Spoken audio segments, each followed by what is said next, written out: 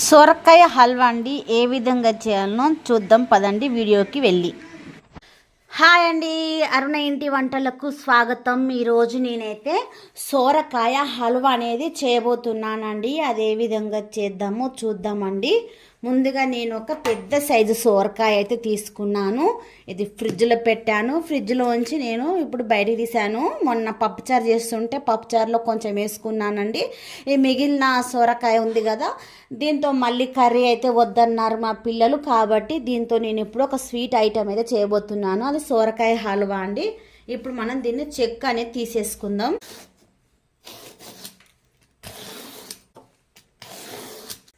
సొరకాయ హల్వా కానీ నేను అంత ముదిరింది తీసుకోలేదు, మరి లేతదైతే తీసుకోలేదండి. చూడండి, ఇప్పుడు మనం దీన్ని సొరకాయ మొత్తం అయితే చెక్క అయితే తీసుకున్నాం కదా, ఈ చెక్కు తీసుకున్నంత వాటినండి మనం ముక్కలు అయితే కట్ చేసుకుందాము. చూడండి, సొరకాయ ముక్కలు అయితే మనం ఈ విధంగా మధ్యలోకి అయితే కట్ చేసుకున్నాం కదా. ఇప్పుడు ఈ సొరకాయ ముక్కలు సీడ్స్ అయితే ఉంటాయి కదా, ఈ సీడ్స్ అనేది మనం తీసేసుకోవాలండి. లోపల ఉన్న సీడ్స్ మొత్తం మనం తీసేసుకోవాలి. ఇప్పుడు వీటిని తీసేసుకుందాం. మనం సీడ్స్ లేకుండా మనం చెక్ అయితే మంచిగా చెక్కు తీసాము అండ్ సీడ్స్ లేకుండా మొత్తం సీడ్స్ మొత్తం తీసేసాము. ఇప్పుడు వీటిని మనం తురుముకుందామండి. కొబ్బరి తురిమేది ఉంటుంది కదా, దీంతో సొరకాయ అనేది తురుముకుందాం. సొరకాయలో వాటర్ ఎక్కువ ఉంటుంది కదండి, అందుకని మనకు ప్లేట్లో మనం ఇది సొరకాయ అనేది తురిమేసుకుందాం. ఎందుకంటే వాటర్ కూడా దీంట్లో ఉండిపోతాయి కాబట్టి సొరకాయ నేను దీంట్లో తురుముకుంటున్నాను. మనం సొరకాయ తురుమంగా ఈ విధంగా వైట్ అయితే వస్తుంది కదండి, గుజ్జు, సొరకాయలో ఉన్న గుజ్జు అయితే దీన్ని మనం పడేయొద్దండి. దీన్ని మిక్సీ పట్టేసుకొని హల్వాలో దీంతో పాటు మనం తురిమిన దాంతో పాటు ఇది కూడా వేసుకోవాలి. దీన్ని అయితే పక్కన పెట్టేసుకుందాం. ఇదే విధంగా చూడండి, చూపిస్తాను. చూడండి, సొరకాయ తురుము ఈ విధంగా తురుముకోవాలండి. ఈ విధంగా అయితే మొత్తం తురుముకోవాలి. ఇప్పుడు ఈ గుజ్జు అనేది మనం పక్కన పెట్టేసుకోవాలి. మిక్సీ పట్టుకొని దీంతో పాటు కలుపుకొని మనం హల్వా చేసుకోవాలి. ఓకే అండి, అన్నీ ఇదే విధంగా తురుముకోవాలి. చూడండి, ఇప్పుడు మనం సొరకాయ అయితే తురుముకున్నాం కదా. చూడండి, ఇప్పుడు నేను తీస్తాను.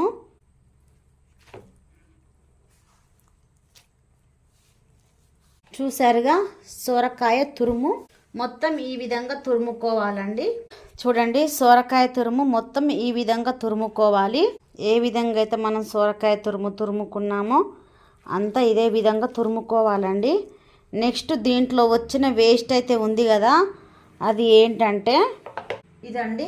మనకు సొరకాయ ఈ తురుముకోంగా వచ్చింది ఇదండి. వైట్ ఉంటుంది కదా, సొరకాయలో వైట్ పార్ట్ ఉంటుంది కదా, ఆ వైట్ పార్ట్ అండి ఇది మనం తురుమంగా వచ్చింది. దీన్ని కూడా వేస్ట్గా పారే అక్కర్లేదండి. ఎందుకంటే దీన్ని మంచిగా మిక్సీ పట్టేసుకొని ఈ గుజ్జు అనేది దీంట్లో కలిపేసుకుందాం. ఇప్పుడు నేనైతే దీన్ని మిక్సీ పట్టుకొని వస్తాను. చూడండి, ఇప్పుడు మనం ఈ సొరకాయ తురుముకున్నాం కదా, అదే విధంగా సొరకాయలో వచ్చిన వైట్ గుజ్జు కూడా అండి నేను మిక్సీ అనేది పట్టుకొని వచ్చాను. చూడండి, ఇప్పుడు మనం ఇది దీంట్లో వేసేసుకుందాం. వేసుకొని ఒకసారి అంతా కలిపేసుకుందాం. చూడండి, ఇప్పుడు మొత్తం కలిపేసుకున్నాను. ఈ విధంగా అయితే ఉందండి. ఇప్పుడు ఇది మొత్తం కలిపేసుకున్నాను. మనకు సొరకాయ తురిమిందును సొరకాయలో వచ్చిన వైట్ పార్ట్ ఉంది కదా, దాన్ని కూడా మిక్సీ పట్టేసుకొని ఈ విధంగా అయితే దీంట్లో మొత్తం అయితే కలిపేసుకున్నాను. ఇప్పుడు మనం దీన్ని హల్వా చేసుకుందాం పదండి. ఇప్పుడు నేనైతే స్టవ్ అయితే ముట్టిస్తున్నానండి. స్టవ్ అయితే ముట్టించాను. దీంట్లో అండి ఇప్పుడు నేను నెయ్యి అయితే తీసుకుంటున్నాను. చూడండి, నెయ్యి ఇదండి నెయ్యి అయితే తీసుకుంటున్నాను. ఇప్పుడు దీంట్లో నేను ఈ నెయ్యి వేసేసుకుందాం. నెయ్యి వేసుకుంటున్నానండి. హల్వా కదా, నెయ్యి మనకు కొంచెం ఎక్కువ వేసుకుంటే ఇంకా బాగుంటుంది. నేను 3 స్పూన్లు వేసుకున్నాను నెయ్యి. సొరకాయ తురుము వేంపుకోవడానికి నేను 3 స్పూన్లు అయితే నెయ్యి వేసుకున్నానండి. ఇక్కడ మనకు నెయ్యి వేడైందండి. ఇప్పుడు మనం తురిమి పెట్టుకున్న సొరకాయ ఉంది కదా, దీన్ని దీంట్లో వేసేసుకుందాం ఇప్పుడు. ఓకేనా?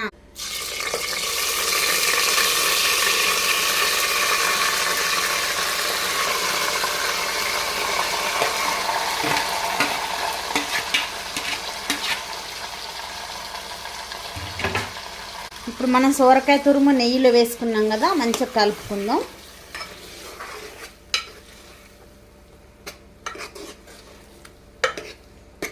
ఈ సోరకాయ తురుమును మంచిగా ఉడికించుకోవాలి పచ్చి వాసన పోయేంత వరకు. ఇప్పుడు సోరకాయ తురుము అయితే మనకు మంచిగా అయితే ఉడికిందండి. ఎక్కువ వాటర్ లేకుండా అయితే బాగా ఉడికిపోయింది. ఇప్పుడు మనం దీంట్లో ఒక బౌల్ అండి, ఒక బౌల్ షుగర్ అయితే నేను తీసుకున్నాను. ఒక బౌల్ షుగర్ తీసుకున్నాను, దీంట్లో వేసుకుంటున్నాను. ఇప్పుడు దీన్ని షుగర్ వేసుకున్నాం కదా, ఒకసారి కలుపుకుందాం. షుగర్ వేయగానే వాటర్ అయితే బయటకు వస్తుందండి. బాగా షుగర్ వేయగానే మొత్తం బయటకు వచ్చేసినాయి వాటర్ కూడా. ఇప్పుడు ఈ వాటర్ మొత్తం పోయేంత వరకు మన సోరకాయ తురుమును బాగా ఉడికించుకోవాలి. ఇప్పుడు అండి నేను సోరకాయ తురుములో 1 కప్పు పాలు అయితే తీసుకుంటున్నాను. కాచి చల్లార్చిన పాలు అండి, మిగడతో తీసుకుంటున్నాను. కొంచెం అండి ఫుడ్ కలరు కొంచెం వేసుకున్నాను, ఫుడ్ కలరు. ఇప్పుడు ఒకసారి అయితే కలుపుకుందాం. మనకి ఇక్కడైతే హల్వా తయారవుతుంది కదా, సోరకాయ హల్వా. ఈలోగా మనం చూడండి, నేను ఇక్కడ జీడిపప్పు, కిస్మిస్లు, బాదం పప్పు తీసుకున్నాను. అలాగే అండి పుచ్చపప్పు కూడా తీసుకున్నాను. పుచ్చకాయ ఉంటుంది కదా, ఆ సీడ్స్ కూడా నేను తీసుకున్నాను. ఇప్పుడు ఇవన్నీ మనం నేతిలో ఫ్రై అనేది చేసుకుందాం. జీడిపప్పు, బాదం పప్పు, కిస్మిస్లు, పుచ్చపప్పు, పుచ్చకాయ పప్పు ఇవన్నీ వేంపుకోవడానికి గిన్నె అయితే పెట్టుకున్నాను. ఇక నెయ్యి అయితే 1 స్పూన్ వేసుకున్నానండి వాటి వేంపడం కొరకు. ఇప్పుడు మనకు నెయ్యి అయితే వేడైందండి. ఆ నెయ్యిలో మనం జీడిపప్పు, బాదం పప్పు, కిస్మిస్లు అన్నీ వేసేసుకుందాం. పుచ్చకాయ సీడ్స్ అండి, ఇవి కూడా వేసుకుందాం. ఇవి నేతిలో మంచిగా ఫ్రై చేసుకోవాలి. మంట సిమ్ములో పెట్టేసి మంచిగా ఫ్రై అయితే చేసుకోవాలండి. బాగా వేంపుకున్నా కూడా అండి చేదైతే వస్తుంది. కాబట్టి కిస్మిస్లు బాగా వేంపుకోకూడదు, మంచిగా కొంచెం గోల్డ్ కలర్ వచ్చేంత వరకు వేయించుకుంటే సరిపోతుంది. చూడండి మనకు మంచిగా ఫ్రై అయితే అయ్యాయి. ఇప్పుడు మనం స్టవ్ అయితే ఆఫ్ చేసుకుందాం. సారీ అండి, దీంట్లో ఇలాచి పౌడర్ వేసాను, కానీ అది నేను వీడియో ఆన్ చేశాను అనుకున్నాను, అది ఆఫ్ చేసి ఉంది. సారీ, దీంట్లో నేను ఇలాచి పౌడర్ వేసుకున్నాను. 1 స్పూన్ నెయ్యి అయితే వేసుకుంటున్నానండి. నెయ్యి ఎంత వేసుకుంటే మనకు సోరకాయ హల్వా అంత రుచి అయితే వస్తుంది. అదేవిధంగా ఇక్కడ మనం జీడిపప్పు, కిస్మిస్లు అండ్ బాదం పప్పు, పుచ్చకాయ పప్పు అవన్నీ మనం వేయించుకున్నాం కదా. ఇప్పుడు ఇవన్నీ మనం దీంట్లో అయితే వేసేసుకుంటున్నాను. నేను డ్రై ఫ్రూట్స్ మొత్తం వేసుకున్నాం కదా, ఒక్కసారి కలుపుకుందాం. హల్వా అండి, మనం వేసుకున్న నెయ్యి, నేనైతే బోల్డ్ అంత నెయ్యి అయితే వేసాను. ఈ హల్వాలో మనం వేసుకున్న నెయ్యి అంతా బయటకు వచ్చే విధంగా ఉన్నప్పుడేనండి మనకు హల్వా అనేది తయారైంది అనుకోవాలి. చాలా నెయ్యి అయితే వేసాను నేను. ఆ నెయ్యి అంతా బయటికి అయితే రావాలి, అప్పుడే మనకు హల్వా పర్ఫెక్ట్గా తయారైంది అనుకోవాలి. చూడండి మనకు హల్వా అయితే పర్ఫెక్ట్గా తయారైపోయింది. మనం వేసుకున్న నెయ్యి చూడండి ఏ విధంగా అయితే మనకు బయటకు అయితే వచ్చింది. హల్వా అనేది పర్ఫెక్ట్గా అయితే మనకు రెడీ అయిపోయిందండి. ఇప్పుడు మనం స్టవ్ అయితే ఆఫ్ చేసుకుందాము. గిన్నెకు కూడా మనకి ఎక్కడ హల్వా అనేది అంటుకపోవట్లేదు, అంటే పర్ఫెక్ట్గా మనకు హల్వా అనేది తయారైపోయింది. ఇప్పుడు మనం స్టవ్ అయితే ఆఫ్ చేసుకుందామండి. చూడండి ఏ విధంగా అయితే బయటకు వచ్చిందో. చూడండి ఇలా వచ్చినప్పుడు మనకు హల్వా అనేది పర్ఫెక్ట్గా తయారైపోయిందని అర్థం అండి. ఓకేనా? చూడండి.